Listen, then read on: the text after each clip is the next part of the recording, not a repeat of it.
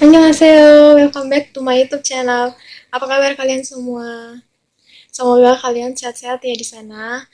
Dan bagi kalian yang lagi sakit, semoga kalian cepat sembuh. Jadi yang masih sehat, kalian stay at home aja biar menghindari penyebaran COVID-19 ini. Dan sembari kalian di rumah, jangan lupa pantengin terus YouTube aku ya. Jangan lupa di subscribe biar kalian dapat notifikasinya untuk video-video baru aku. Terus, kali ini apa sih yang bakalan gue bahas? Jadi, di sini gue bakalan ngebahas seputar kopi.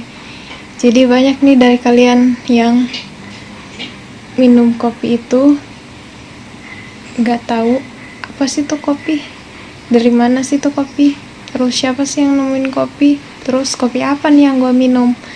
Jadi di sini gue bakal ngebahas mengenai itu. Jadi kalian stay tune terus ya. Jadi langsung aja ke topik pembahasan kita. Yang pertama, apa sih kopi itu? Yang kedua, siapa sih yang nemuin kopi? Yang ketiga, apa aja sih jenis-jenis kopi? Yang keempat, gimana sih proses pengolahan biji kopi? Yang kelima, apa sih itu coffee roasting? Nah, sebentar kita akan ngebahas 5 topik ini.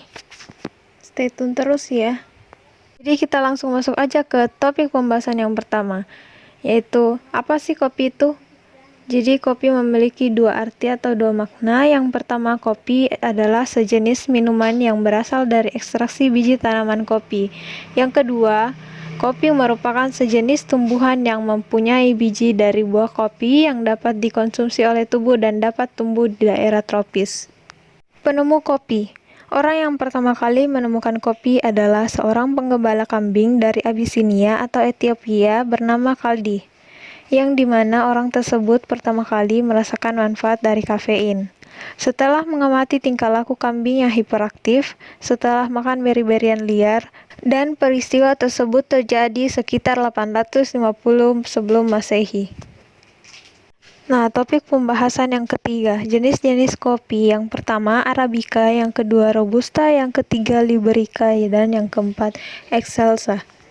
Meski di seluruh dunia ada sekitar 70 spesies pohon kopi, dari yang berukuran seperti semak belukar, sehingga pohon yang berukuran tinggi 5 meter, namun hanya ada 3 jenis atau spesies biji kopi yang lazim diperjualbelikan dan umum digunakan baik sebagai biji kopi single source atau single origin maupun sebagai blend, yaitu jenis biji kopi Arabica, Robusta, dan Liberica. Spesies Arabica Robusta digunakan untuk produksi sekitar 98% produksi kopi dunia. Sedangkan Liberica adalah spesies yang cukup langka dan diperdagangkan hanya 1% kopi dunia. Kopi yang pertama kali dikembangkan di dunia adalah kopi Arabica yang berasal dari spesies pohon kopi Cavia arabica. Kopi jenis ini yang paling banyak diproduksi yaitu sekitar lebih dari 60% produksi kopi dunia dan dapat tumbuh di dataran yang tinggi.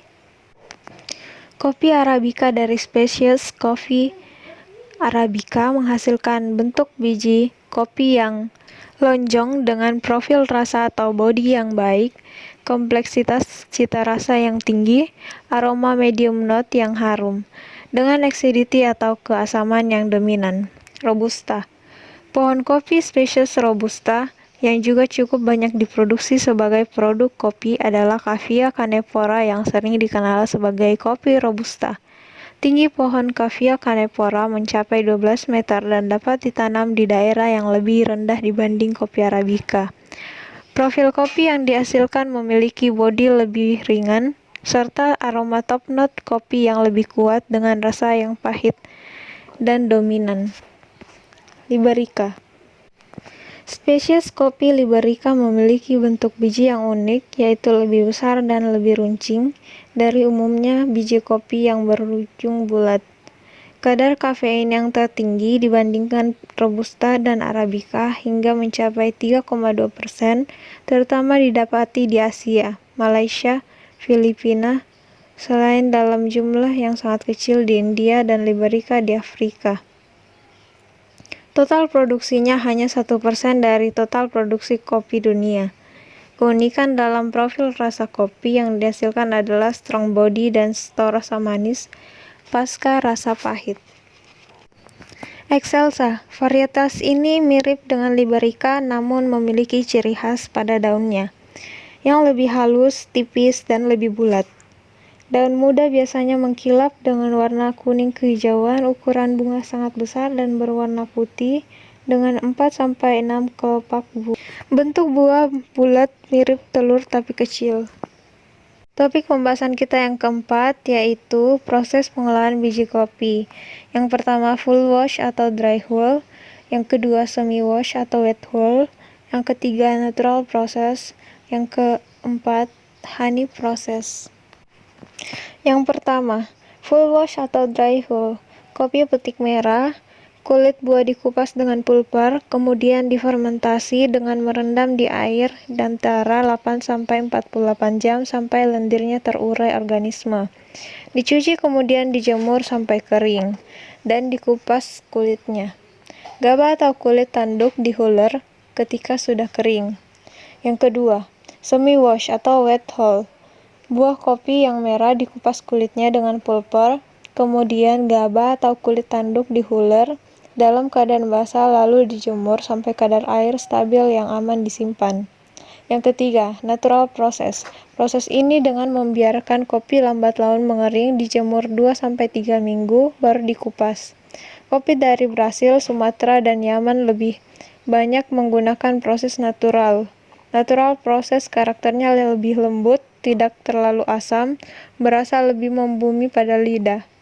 Yang keempat, honey process. Kopi petik merah, kulit buah dikupas dengan pulper, kemudian gabahnya atau kulit tanduknya dimasukkan ke karung.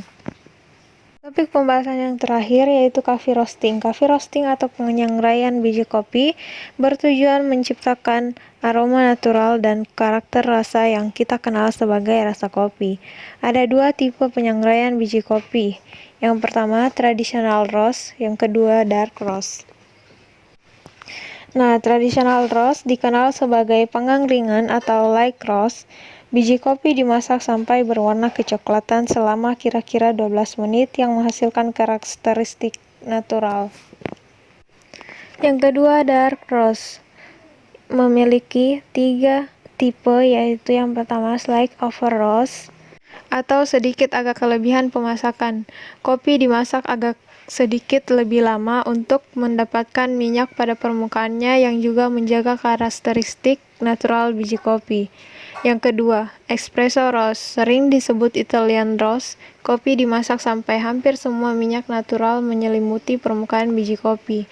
Rasa panggangannya lebih dominan dibanding yang sebelumnya, menghasilkan sedikit rasa asap dan lebih ringan badannya. Yang ketiga, French roast, disangrai selama mungkin bahkan agak sedikit hangus pada bagian luarnya. Hasilnya akan sedikit lebih kuat, rasa panggangannya dan ringan badannya.